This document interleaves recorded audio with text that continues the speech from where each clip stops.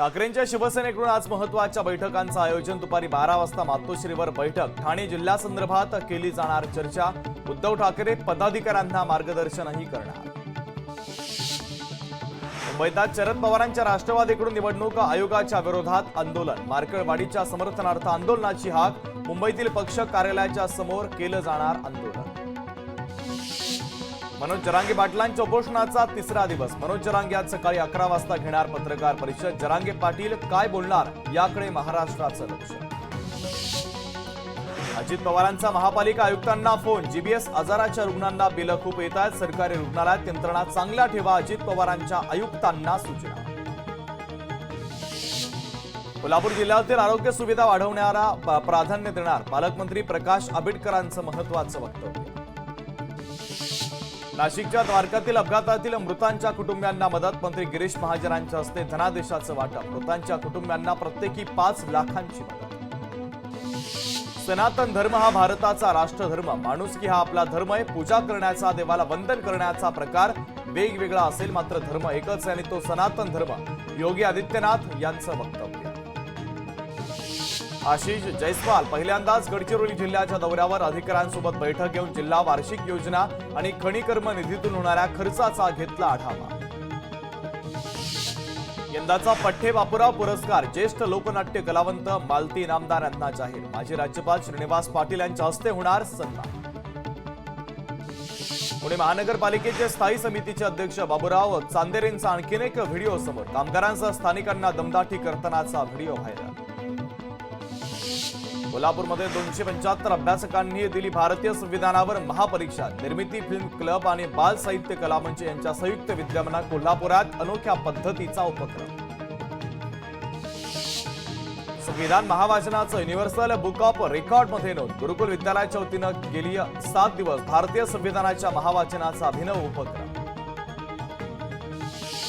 कोल्हापूरचे विशेष पोलीस महानिरीक्षक सुनील फुलार यांचा उल्लेखनीय सेवेबद्दल राष्ट्रपती पदक त्यांना जाहीर. तर 76व्या प्रजासत्ताक दिनाच्या निमित्तानं त्यांना पदक जाहीर.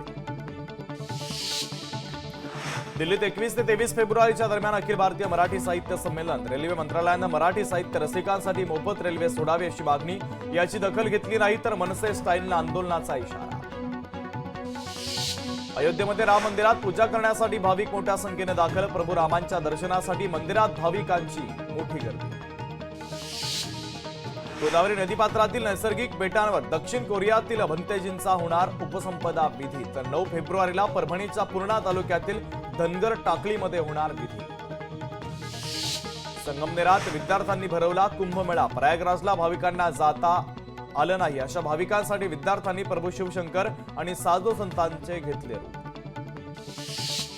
वाशिम जिल्ह्यामध्ये महावितरणाकडून विद्युत मीटर तपासणी मोहीम सुरू. तर महावितरणाच्या मोहिमेला यश.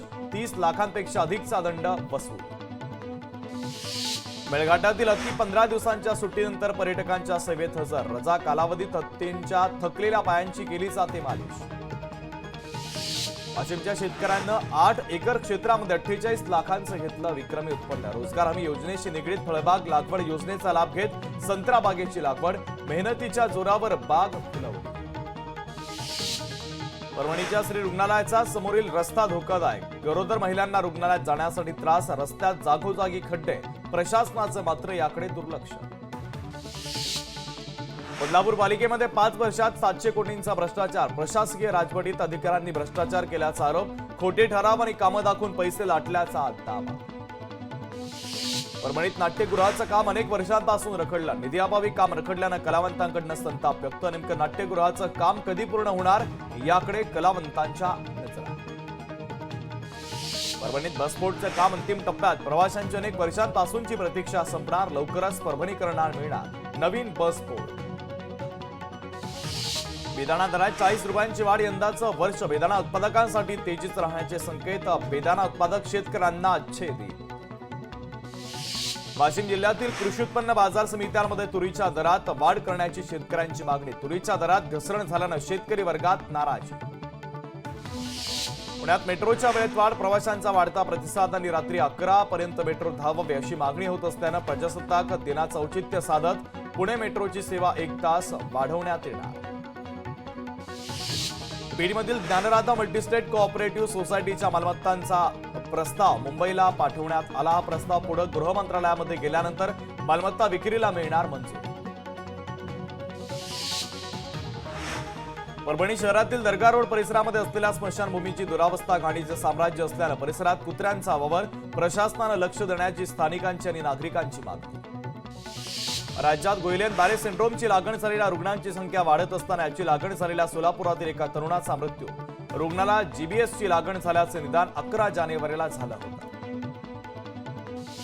पुण्यात आणखीन एका जीबीएस बाधित रुग्णाचा मृत्यू. काही दिवसांपूर्वीच तरुणाला झाली होती जीबीएसची लागण. उल्हासनगरमध्ये जुन्या भांडणातून तरुणाची हत्या. उल्हासनगर रेल्वे रुळाजवळ मृतदेह आढळून आल्यानं परिसरामध्ये एकच खळबळ.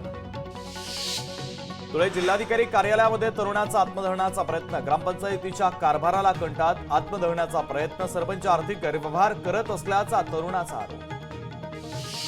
पिंपरी चिंचवडमधून 2 बांगलादेशी नागरिकांना अटक. बांगलादेशी नागरिकांनी एजंटमार्फत दुचाकीवरून भारतात प्रवेश केल्याची माहिती समोर.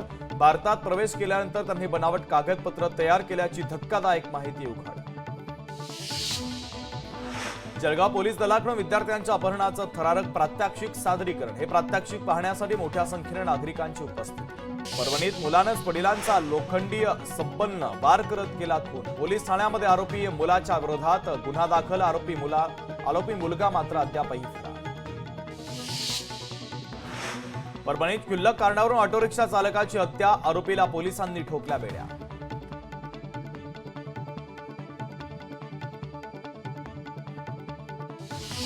सांगली बस स्थानकासमोर मोबाईल दुकानदाराचा खून. किरकोळ कारणावरून घडला प्रकार. या प्रकरणी शहर पोलिसांकडून 3 जण ताब्यात.